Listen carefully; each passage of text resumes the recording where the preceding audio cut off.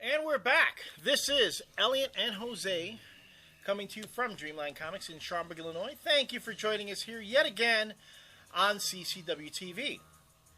And we are now at the part that we call Last Rants. And Last Rants is when Jose and I talk about something we've reviewed in the past or something new, revisit old topics, new topics. But generally, Last Rants is kind of a rant. It's kind of like something that we're not happy about. And we do have a couple things that we're not happy about right now.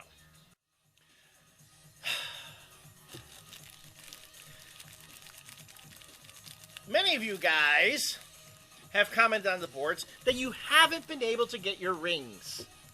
Haven't been able to get your Blackest Night rings for one reason or another. Whether that your comic shop did not order them, or I've heard some accounts where some comic shops would sell out of the book that was associated with that particular ring, and then they either tell you come back to get the book and get it for free, or they try to sell you the ring for the price of a comic book. How much do these rings cost, Jose? Am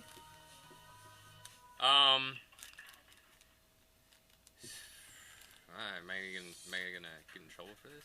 I don't know. Retailers gonna storm the boards. Be like, you can't be giving away our trade secrets.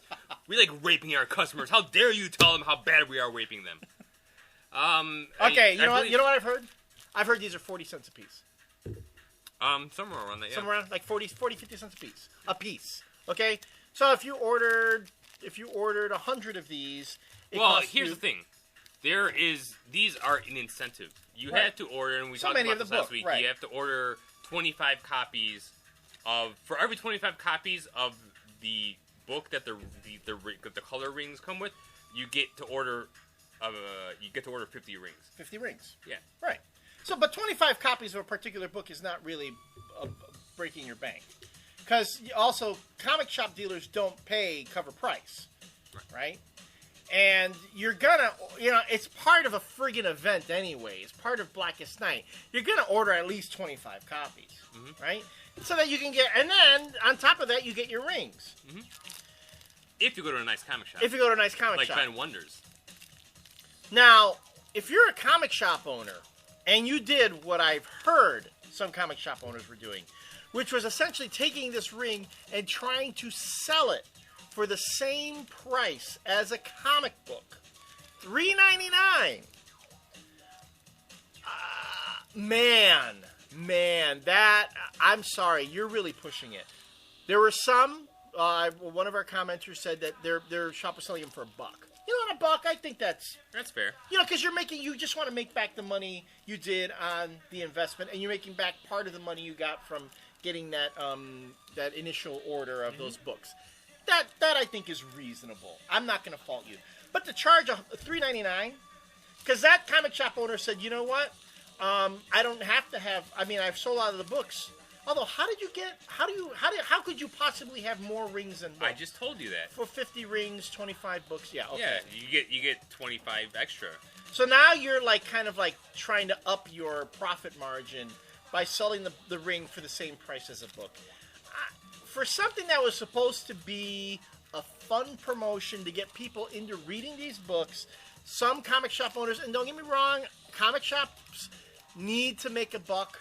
I do not begrudge them that. You need to be able to, get that bottom line up a bit so that, you can live, so you can pay your bills, put food on your tables. I understand that. But that, to me, is kind of pushing it as far as just taking advantage of what was supposed to be a fun promotion. Yeah, I agree. It's like, if you were going to do that, just don't even... I mean, it wasn't like DC was putting a gun to your head telling you to order them. They made it optional. Yeah. They weren't making you buy these things. Yeah. So I was just taking advantage of something where people were really excited.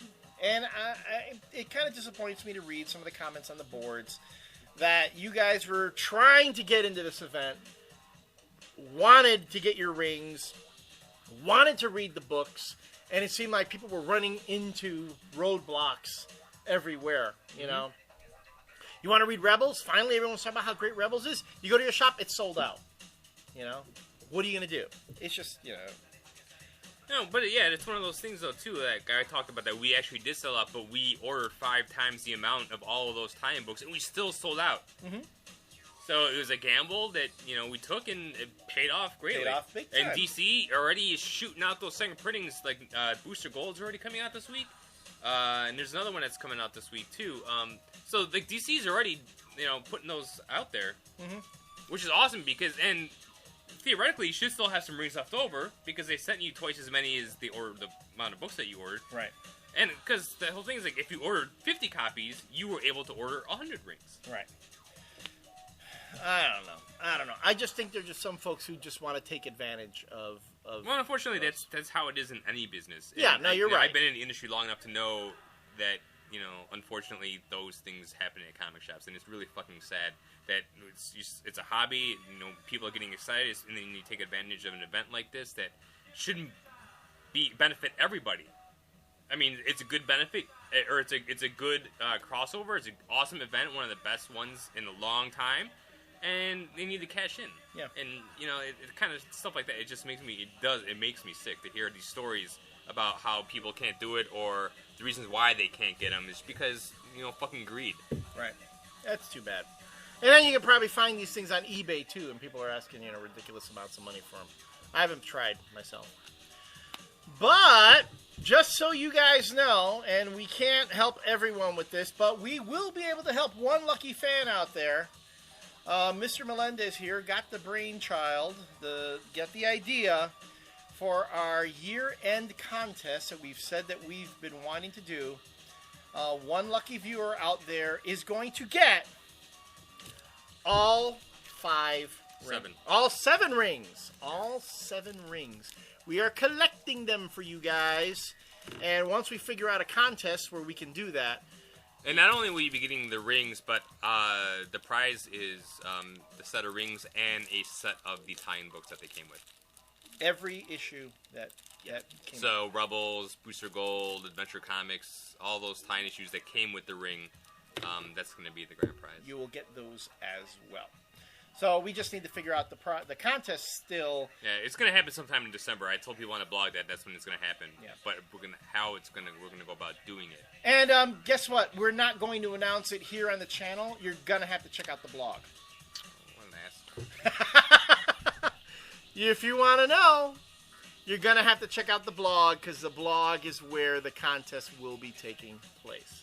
I'm an asshole, but you got to help that blog, help that baby fly. Anything else?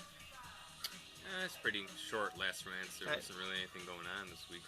Yeah, just I had too much good feeling. I hate dousing myself in bitterness. Comic shop owners. Do you want to talk about those really quick? Oh, I can real quick, but I mean, you might as well. Your interview will probably be up next week or so. And then probably after the holiday, yeah. After you guys probably see this, I have an interview with Ted Rall, the author of From Afghanistan and Back and The Year of Loving Dangerously. He's a political cartoonist and writer.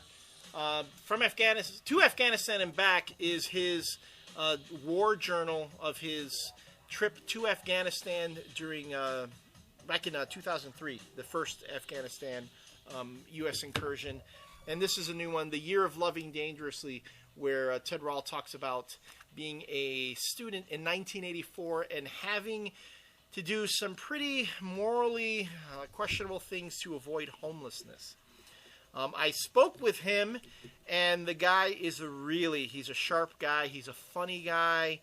You read the books, he doesn't come across as like really the most likable person in the world. Who does that remind us of? And it was just a real pleasure to talk to him, and I will have that interview with Ted Rall up on the Red Eye Geek to Me blog, hopefully by the time you guys see this video. So, we'll see. But check these out, and these would be actually pretty good gifts. To Afghanistan and Back and The Year of Loving Dangerously are 2 very well-written graphic novels. But not for younger readers, though. I would. Year of Loving Dangerously has very strong sexual content in it, actually. So, if If you're kind of puritanical in your upbringing, I would avoid it. Well, that should probably go well with a lot of Bendis fans. A lot of Bendis fans, yeah.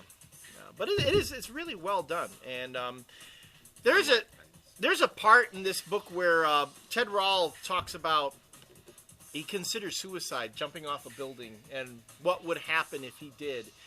If you have ever considered taking your own life, if you have ever considered committing suicide, read this book, read those 3 pages. You will not want to do it after that. You will not. You will just say, forget it, that's okay. I will learn to deal with life. Because he comes up with a very vivid description, and it really hits you with the reality of what a person contemplating suicide really has to deal with. So, very well-written book.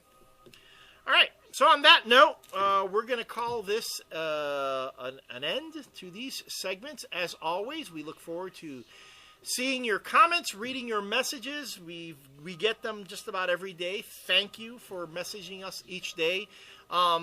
We apologize if there was a question or something that you asked us to review or to talk about. We're sorry if we weren't able to address it here, but understand that we read all your messages. And do not forget to check out the CCW TV blog, where we always talk about, where we end up talking about a lot of the things that we can't talk about here on the show. Mainly do a lot of reviews, and I've been trying more and more to be involved. The CCW TV poll went over kind of well, you know. I'll drop in from time to time if something hits me. I'll drop in one of those, but we will have the CCW question of the week. That will continue, and of course, all with the idea of talking to you guys, our fans, our viewers who make this possible. So, until we meet again, this is Elliot Serrano and Jose Melendez from Dreamland Comics in Schaumburg, Illinois. We'll see you on the flip side.